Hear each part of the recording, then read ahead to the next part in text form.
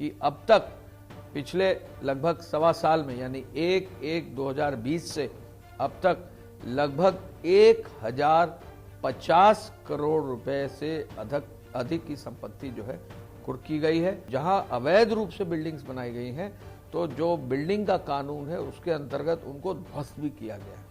लोगों की नज़र में बहुत क्लियर दो मैसेज डालने हैं। एक, यदि अपराध जगत में कोई जो है संपत्ति अर्जित करता है तो वो ऐसा नहीं है कि वो जेल में बैठकर मौज कर सकता है।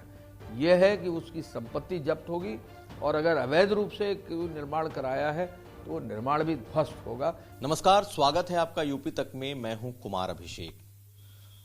योगी आदित्यनाथ सरकार के आज 4 साल पूरे हो गए और जब 4 साल पूरे हुए तो एक बात निकल करके सामने आ रही है और वो ये कि योगी आदित्यनाथ लगातार कड़े से कड़े फैसले ले रहे हैं। चाहे वो माफियाओं के खिलाफ बुलडोजर चलाना हो, सीएए के खिलाफ कानून बनाना हो, या फिर लव जिहाद जैसे मामलों को देखते हुए धर्मांतरण का नया कानून बनाना हो।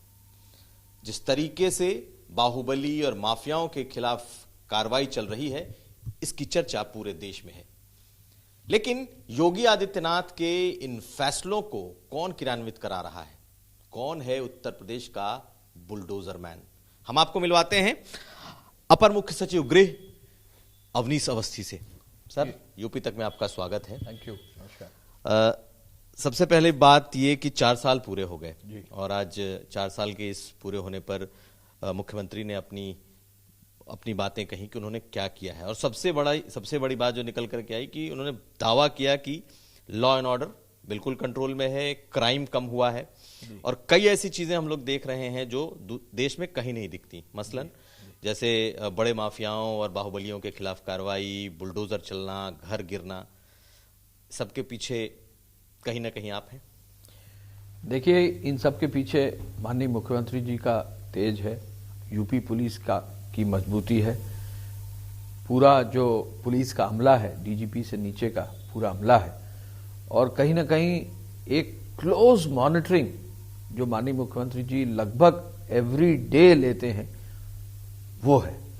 मैं इतना जरूर कह सकता हूं कि गैंगस्टर एक्ट ये यूपी का आज का नहीं, बहुत पुराना एक्ट है और इसका एक सिंपल, इसकी बेसिक जो इसकी डेफिनेशन ये है, यदि 2 या 2 से अधिक व्यक्ति मिलकर अपराध करते हैं और एक गैंग बनाकर काम करते हैं तो अगर गैंग चार्ट है, गैंग चार्ट को पुलिस अधीक्षक जिला मजिस्ट्रेट से अप्रूव कराते हैं।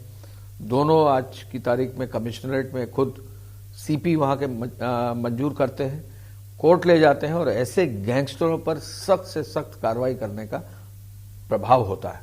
इसके साथ साथ गैंगस्टर एक्ट में, ये भी यूपी के गैंगस्टर एक्ट में ये व्यवस्था है कि in the course of the crime, यानी जब से उन्होंने अपराध शुरू किया, यदि उन्होंने कोई संपत्ति जो है हासिल की है, वो भी गैंगस्टर एक्ट में कुर्क हो सकती है और ये अधिकार जिला मजिस्ट्रेट को था।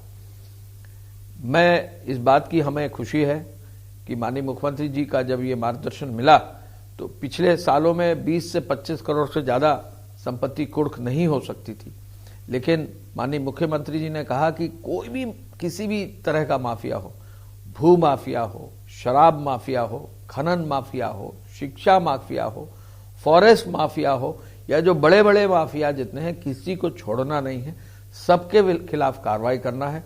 और मुझे बताने में बहुत खुशी है कि अब तक पिछले लगभग सवा साल में यानी 1/1/2020 से अब तक लगभग 1050 करोड़ रुपए से अधिक की संपत्ति जो है कुर्क की गई है और सेक्शन 14 में एक बार कुर्क हो जाती है तो ये जितने माफिया हैं ये वहां से बेदखल हो जाते हैं।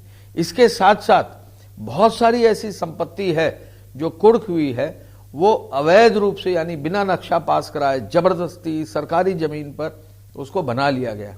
तो वो भी एक दूसरा अभियान चला है, चाहे वो बनारस हो, चाहे वो प्रयागराज हो, चाहे वो मऊ हो, चाहे वो आजमगढ़ हो, चाहे वो मेरठ हो, चाहे वो नोएडा हो, चाहे वो लखनऊ हो, बरेली हो, इन सब स्थानों पर जहां अवैध रूप से बिल्डिंग्स बनाई गई हैं तो जो बिल्डिंग का कानून है उसके अंतर्गत उनको ध्वस्त भी किया गया है।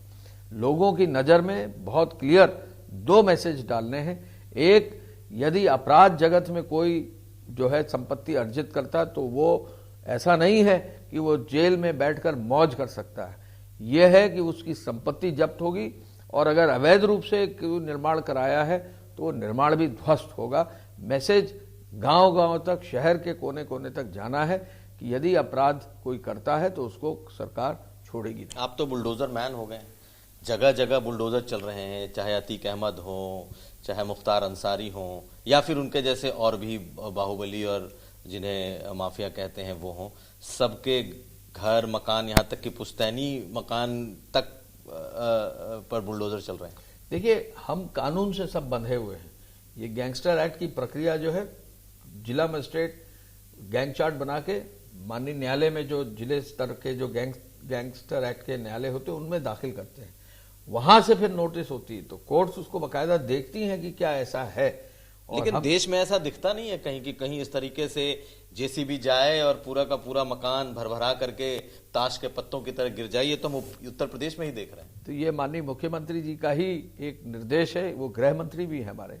उनका ये कहना है कि जमीन जितनी अवैध रूप से काबिज है, लोगों को खाली कराइए, अच्छे कामों में इस जमीन का उपयोग करिए। लगातार आप लोग गैंगस्टर एक्ट के साथ साथ एनएसए लगा रहे हैं जी। जितने तरह के एक्ट हैं इस वक्त हमें दिखाई दे रहे हैं कि सब लोगों पर तामील किए जा रहे हैं। एनएसए भी लगाया जा रहा है गंभीर मामलों में।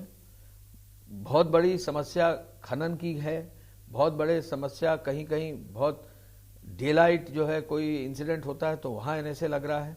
गौकशी, गौ अपराध पर जो है वो एक बहुत सख्ती की गई तो बहुत सारे जो गौकशी के लोग लिप्त थे उन पर एनएसए लग रहा है।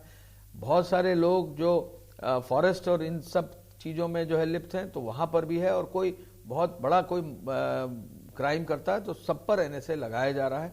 और बिना किसी भेदभाव के यदि गंभीर कोई अपराध है और उससे पब्लिक ऑर्डर इफेक्ट होता है, एनएसए लगाया जा रहा है। सबसे ज्यादा संख्या में पिछले एक साल में एनएसए क्या पूरा कमर तोड़ देने की तैयारी है? क्योंकि न तो मुख्तार अंसारी वापस आना चाहते हैं, न अतीक अहमद वापस आना चाहते हैं, और ढेर सारे ऐसे नाम है जो बाहर हैं वो आना नहीं चाहते। देखिए, कमर तोड़ने की बात से आगे है ये बात, इस बात की कि जीरो टॉलरेंस, अपराध मुक्त, अपराधियों के मन में डर, कोई आगे बढ़े ना अपराध के प्रति, ये बिंदु है।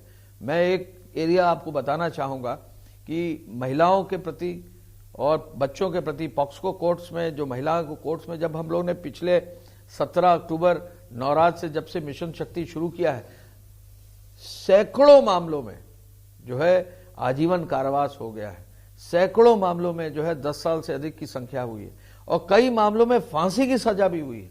अभी एक मामला आया है जिसमें 55 दिन में जो है सजा हो गई है। कोर्ट्स भी हमारा सहयोग कर रही है। हर जिले के जिला मजिस्ट्रेट और एसपी को कहा गया है कि एक मॉनिटरिंग सेल होती है, डिस्ट्रिक्ट जज के साथ बैठकर पूरे जनपद की अपराध और व्यवस्था को देखें और मजबूती से उसकी पैरवी करें, जिससे कि कोर्ट्स में भी जल्दी निर्णय हो। ये पहली बार हुआ है कि पूरा जो प्रोसिक्यूशन विंग है इतना एक्टिवेट हुआ है कि आज की तारीख में उत्तर प्रदेश पूरे देश में प्रोसिक्यूशन के क्षेत्र में भी नंबर 1 है। प्रोसिक्यूशन में नंबर 1। लेकिन सर, सवाल बीच बीच में लगातार उठते हैं और वो महिलाओं पर हो रहे अपराध को लेकर के उठते हैं। अब चाहे हाथरस का मामला हो, चाहे उन्नाव में देखा जाए, ये कई ऐसे मामले उठे और जिसे लेकर के सरकार तक की बड़ी किरकिरी हुई। देखिए, घटनाएं तो होंगी, लेकिन घटनाओं में सही अधिकारी जो है सही रिएक्शन दें और सही लोगों को प्रॉपर इन्वेस्टिगेशन के साथ कार्रवाई सुनिश्चित करें, ये पूरा प्रयास है। पिछले अगर 1.25 साल में हम देखें तो जितने मामले महिला अपराध के पहले के थे उनमें काफी हद तक सभी में चार्जशीट लगी, काफी मामलों में जैसा मैंने अभी बताया कि सजा भी हुई है। और ये भी मैं बता दूं कि इन सब के कारण से जो बलात्कार का मामला है उसमें काफी कमी आई है, जो बाकी महिला अपराध है उसमें कमी आई है, चिल्ड्रन के अपराध में कमी आई है, मर्डर में कमी आई है, डकैती में कमी आई है, तो हर चीज में कमी आई है। पिछले 4 साल में जो ड्रास्टिक फॉल इन क्राइम हुआ है इसका फर्क पड़ा है। ये जरूर है कि हमको सोशल मीडिया आगाह करता है, कहीं कमी रहती है। आज की तारीख में एक एक क्राइम जो भी कहीं किसी जिले का है वो मॉनिटर किया जाता है, जिले के पुलिस और प्रशासनिक अधिकारियों को मौके पर भेजा जाता है और कोशिश ये की जाती है कि जो विमेन अपराध है, जो इस तरह का सेंसिटिव एरिया है, यहाँ बहुत सेंसिटिवली काम करें, तुरंत कार्रवाई करें और ऐसे अपराधों पर पूरी तरह से नियंत्रण करें। एक और बिंदु है, एंटी रोमियो अभियान जो है सरकार के आते ही शुरू किया गया था। सैकड़ों की संख्या में छापे मारे गए, सैकड़ों की संख्या में जो है लोगों को चेतावनी दी, लेकिन दिखते नहीं एंटी रोमियो स्क्वाड के लोग। आप आज की तारीख में आपको अगर डिटेल दिखाएंगे तो खैर वो व्यवस्था तो आपके सामने है, लेकिन ये जरूर है कि ये नहीं है कि किसी को जाकर जो है पब्लिकली किसी को बेइज्जत करना या किसी से जो है इस तरह से पेश आना कि वो पब्लिकली कोई हो, बट पूरे छापे पड़ रहे हैं, जगह जगह लोग जा रहे हैं और कार्रवाई भी सुनिश्चित कर रहे हैं। महिला अपराध एक सोशल फिनोमेना भी है, इस पर भी बहुत काम करने की जरूरत है और यहां पर भी कोशिश यही है कि जिले में गांव-गांव में जिन लोगों ने पहले महिला अपराध कर रखे उनके परिवार वालों से बातचीत करें, उनके आसपास समाज के लोगों से बातचीत करें, जिससे कि इसको जो है और बेहतर किया जा सके। स्कूलों की शिक्षा में जहां लड़के लड़की का फर्क और भेदभाव ना रहे, लड़के लड़कियों के बारे में जो पूरी एक एजुकेशन पॉलिसी है वो पूरे प्रॉपरली हो, इस पर भी बहुत विशेष काम किया जा रहा है। लेकिन ये मुश्किल एरिया जरूर है, लेकिन सफलता मिल रही है और आगे बहुत सख्त कार्रवाई होगी जहां भी कोई भी अपराध में। सर, लेकिन एक बात और लगातार चर्चा में रहती है और वह है उत्तर प्रदेश की एनकाउंटर पॉलिसी। 1000 से ज्यादा एनकाउंटर हो चुके हैं, 135 से ज्यादा लोग मारे गए हैं।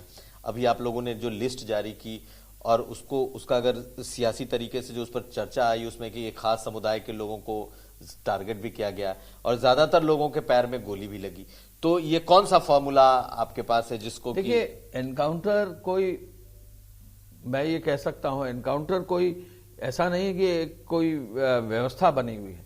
पुलिस अपना एक्शन लेती है, लोगों को पकड़ती है, लोगों को पकड़ने के साथ साथ जेल भी भेजती है। कई बार जो है जो दुर्दांत अपराधी हैं, यदि वो कहीं भी किसी भी रूप में पुलिस का जो है काउंटर करते हैं तो जरूर इसके एवज में पुलिस को भी सख्ती करनी पड़ेगी। पुलिस अगर सख्ती नहीं करेगी तो लोग, आम जन की सेफ्टी कैसे सुनिश्चित होगी? तो ये जो चीज है इस पर काफी मंथन हुआ है, लेकिन यूपी पुलिस मजबूती से काम करे, ग्राउंड लेवल पे काम करे और जो सालों से जो ये अपराधी हैं इनको जरूर जेल भेज दिया जाए, ये हमारा पूरा प्रयास है। सर, एक और सवाल ये है कि एंटी-सीएए प्रोटेस्ट के दौरान आप लोगों ने बकायदा लोगों की तस्वीरें चौराहों पर टांगी, आपका बहुत बड़ा रोल रहा उसको पूरा ड्राफ्ट करने में और बकायदा अदालत से बात आई, लेकिन फिर भी आप लोग अड़े रहे कि जो है उसकी तस्वीर लगेगी और उनसे वसूली की जाएगी। देखिए, किसी को भी सरकारी संपत्ति जो पब्लिक प्रॉपर्टी है, ये सबकी धरोहर है, को डिस्ट्रॉय या डैमेज करने का अधिकार किसी को नहीं है। इसका निर्णय आज नहीं, माननीय उच्चतम न्यायालय ने, सुप्रीम कोर्ट ने 2011 में दिया था कि ये राज्य सरकारों का और राज्य सरकारों के जो प्रशासनिक और पुलिस अधिकारियों का दायित्व है कि सरकारी संपत्ति का नुकसान नहीं होगा। ऐसे में यदि सरकारी संपत्ति का नुकसान हो रहा है, पुलिस की जीप पर पत्थर मारे जा रहे हैं, पुलिस की जीप जलाई जा रही है या चौकी में आग लगाई जा रही है, इस तरह की जो एक भावना है, इससे पब्लिक में एक भय का माहौल भी रहता है, कानून व्यवस्था पर प्रभाव पड़ता है। तो इसलिए मुख्यमंत्री जी ने कहा कि कहीं ना कहीं we will have to have a zero tolerance policy. अगर कोई चीज जो है कोई डैमेज करता है तो वो उससे वसूल होगा और ऐसे में बहुत सारे जनपदों में नोटिस देकर वसूली भी की गई। हम आपको बता दें, बुलंदशहर में वहां पर एक पूरे मोहल्ले में ये घटना ऐसी हुई, पूरा मोहल्ला एकदम से एक्टिवेट हुआ। उन्होंने कहा नहीं साहब, गलती हो गई, हम मानते हैं जितने का नुकसान है हम एक साथ सामूहिक रूप से जमा करते रहे, जिससे फिर आगे कोई कार्रवाई नहीं होगी, लेकिन हम अपने मोहल्ले में शांति ऑलवेज बनाए रखेंगे और पुलिस का सहयोग देंगे। तो देखिए, एक फर्क पड़ गया। आज की तारीख में कहीं भी जो है अगर किसी भी रूप में लोग डिस्ट्रॉय करेंगे किसी भी संपत्ति को तो उनसे वसूल जरूर होगा। दूसरा, लव जिहाद का जो कानून बना जी, उसमें भी आपकी भूमिका रही। ये लव जिहाद का कानून जो पहले आप लोग लेकर के आए या पूरे देश की अलग अलग सरकारें इसको लेकर के आ रही हैं? इस पर भी लगातार सवाल उठ रहे हैं, लोगों के अपने लिबरल व्यूज हैं, कहा जा रहा है मौलिक अधिकारों का हनन है, निजता का हनन हो रहा है। कई तमाम चीजें ऐसी निकल कर के आई हैं और अभी भी ये मामला कोर्ट में है। देखिए, हमारा समाज है और समाज के बहुत सारे पहलू हैं, लेकिन समाज में ये भी है और हमारा फंडामेंटल राइट ये भी है कि किसी पर जोर जबरदस्ती नहीं होना चाहिए। आज की तारीख में बहुत सारे ऐसे मामले आए थे जहां जोर जबरदस्ती से शादी हुई और फिर बाद में जो है उसका जो है बहुत पॉजिटिव अंत नहीं हुआ। उसको रोकने के लिए ही ये कानून लाया गया है। इसमें केवल व्यवस्था यह है कि कोई भी अगर धर्मांतरण होता है तो एक नोटिस देकर 60 दिन की व्यवस्था के अंतर्गत वो जो है अनुमति प्राप्त कर सकता है। बिना अनुमति प्राप्त किए जो है इस प्रकार की कोई भी कार्रवाई अगर की जाएगी तो उसको इलीगल ठहराया गया है। इसका बहुत फर्क पड़ा है, लोगों में एक अंडरस्टैंडिंग आई है। कई बार जो है माता पिता खुद ही परेशान रहते हैं, तो ऐसे मामले में जो है उनको भी वक्त मिलता है, परिवारों को वक्त मिलता है, लोगों को बैठकर अपने इस समस्याओं का समाधान करने का वक्त मिलता है। तो ये कानून तो सोशल फैब्रिक को बनाए रखने के लिए है और निश्चय ही इसका फायदा मिला है और इसका फर्क भी पड़ा है, एक अवेयरनेस भी आई है। और जहां मैं आपको एक दो मामले संज्ञान में डाल दूं, किसी ने शादी की, बताया नहीं कि किस धर्म के हैं और बाद में जो है मर्डर भी, ऐसा मेरठ में एक मामला आया जैसे मर्डर भी जो है किया, जो अपनी वाइफ का, बच्चे का भी मर्डर किया। तो इस तरह के जो जघन्य अपराध हैं इनको रोकने के लिए व्यवस्था है। सामाजिक व्यवस्था में कहीं कोई जो है इस तरह की एबरेशंस हैं उनको रोकने के लिए है। कोई किसी पर प्रभाव नहीं है। अगर किसी को अनुमति चाहिए तो 60 दिन के बाद अनुमति भी मिलती है और दी भी। सर ये बताइए कि क्या मुख्यमंत्री योगी आदित्यनाथ इन चीजों पर क्लोज मॉनिटरिंग, एक एक केस को देखते हैं क्या? क्योंकि इस तरीके से इतनी क्लोज मॉनिटरिंग तो बड़ी मुश्किल होती। देखिए, माननीय मुख्यमंत्री जी जो है अखबार भी बहुत पढ़ते हैं, उनको पूरी मॉनिटरिंग की सूचना जो है सोशल मीडिया से भी जाती है, हमारा सूचना विभाग उनको देता है। माननीय मुख्यमंत्री जी सूचना विभाग के सभी अधिकारियों की आज से नहीं, पिछले करीब 3 साल 4 साल से रोज सुबह बैठक करते हैं और जो हमारे गृह विभाग और डीजीपी और पुलिस के अधिकारी रोज रात को जो है जब भी रहते हैं तो 9 साढ़े 9 बजे बैठक करते हैं। तो उनकी पैनी नजर रहती है, हर चीज को वो देखते हैं और हर चीज देखकर कहीं भी कोई कमी होती है तो तुरंत पॉइंट आउट करते हैं और उसको सुधारने का निर्देश देते हैं। ये एक मैं कह सकता हूं वहां वो मुख्यमंत्री नहीं, वहां वो गृह मंत्री हैं और गृह मंत्री के रूप में जो है वो एक एक चीज देखकर निर्देश भी देते हैं, फीडबैक भी लेते हैं, सुधार होता है तो उसको देखते हैं और सुधार में अगर कोई अपनी तरफ से उनको कोई सुझाव देना होता है या मार्गदर्शन देना हो तो वो भी देते हैं। आपको लगता है कि इतनी सख्ती के बाद आप मुख्तार अंसारी, अतीक अहमद को उत्तर प्रदेश ला पाएंगे, उनका ट्रायल यहाँ करा पाएंगे? देखिए, बहुत सारा हमारा जो भी कानून व्यवस्था का रोल है वो हमारे एफर्ट पर तो है ही, कोर्ट्स के निर्णय पर भी होता है। हम लोगों का तो काम यह है कि हम अपना मैक्सिमम एफर्ट करें और कार्रवाई करें। कोर्ट्स में सालों सालों से जो मुकदमे लंबित हैं उनमें हम बढ़िया से बढ़िया प्रोसिक्यूशन से पैरवी करें। बाकी माननीय न्यायालय के स्तर पर जो भी निर्णय होता है उसका फिर हम पालन करते हैं।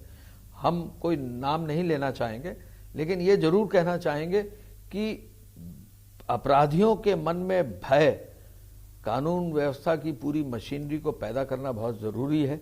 अगर भय नहीं होगा तो इतने बड़े प्रदेश में जहां 23 से 24 करोड़ लोग हैं, फोर्स हमारी मात्र 3 लाख की है। अगर हम देखें तो यूपी में जो पुलिस फोर्स है, यहाँ की आबादी की दृष्टि से फोर्स की जो पर कैपिटा फोर्स है वो उतनी अधिक नहीं है। बाकी प्रदेशों में देखेंगे इससे कहीं अधिक है। लेकिन अगर फोर्स मजबूती से काम करेगी तो एक निर्धारित अपने मैंडेट पे काम करेगी तो हर चीज पर कंट्रोल किया जा सकता है। डेमोलिशन मैन हो गए? देखिए, हम डेमोलिशन मैन नहीं, हम तो अपने गृह विभाग में बैठकर गृह विभाग की समीक्षा के माध्यम से हर चीज को देखते हैं। माननीय मुख्यमंत्री जी, गृह मंत्री जी और मुख्यमंत्री जी भी हैं। अपने पूरी टीम, हमारे डीजीपी साहब और पूरे हमारे एडीजी, सभी फील्ड के ऑफिसर्स, डिस्ट्रिक्ट पुलिस ऑफिसर्स, सबका जो है कोशिश करके एक टीम के रूप में अपने गृह विभाग के अधिकारियों के साथ मजबूती से काम करते हैं। तो हमारे साथ अवनीश अवस्थी जो कि बतौर एसीएस होम यानी कि अपर मुख्य सचिव गृह के तौर पर है, लेकिन इनके पास एक दूसरा विभाग भी है और वो है तमाम जो बड़े एक्सप्रेसवे के प्रोजेक्ट्स चल रहे हैं यूपीडा के, उसको भी ये हेड करते हैं। यानी कि गृह के साथ साथ, गृह विभाग के साथ साथ जिस एक्सप्रेसवे की बात विकास को लेकर के की जाती है वो भी इनकी जिम्मेदारी है। सर, 5-5 एक्सप्रेसवे हम लोग अखबारों में और सड़कों पर ये देख रहे हैं कि 70 साल में 2 एक्सप्रेसवे और 5 साल में 5 एक्सप्रेसवे। जी, तो ये क्या एक्सप्रेसवे हम 5 साल में देख पाएंगे? बिल्कुल। आपने देखा होगा पूर्वांचल लगभग बनकर तैयार हो रहा है। पूर्वांचल एक्सप्रेसवे अप्रैल मई तक पूरा तैयार हो जाएगा। इसमें हमारी जो आरओबीज हैं, जो बड़े ब्रिजेस हैं, वो लास्ट मोमेंट पर अब वो बन रहे हैं। कोशिश हमारी ये है पूर्वांचल एक्सप्रेसवे पे हम लोग कब चल पाएंगे? हम लोग मई के महीने में चल देंगे उस पर। यहाँ से पूर्वी उत्तर प्रदेश तक पहुंच जाएंगे। गाजीपुर तक जो है हम लोग बिल्कुल चल देंगे। हमारा तेजी से काम चल रहा है। लगभग सड़क हमारी जो है 80, 82, 83% पूरी हो गई है। तो मेन रोड यानी मेन कैरेजवे को हम लोग चला देंगे और जैसा हमारा टारगेट है कि जून जुलाई तक हम इस पूरे सड़क को और बाकी जो 4 एक्सप्रेसवे की आप बात कर रहे हैं वो कौन है और वो उस पर हम कब तक चल पाएंगे?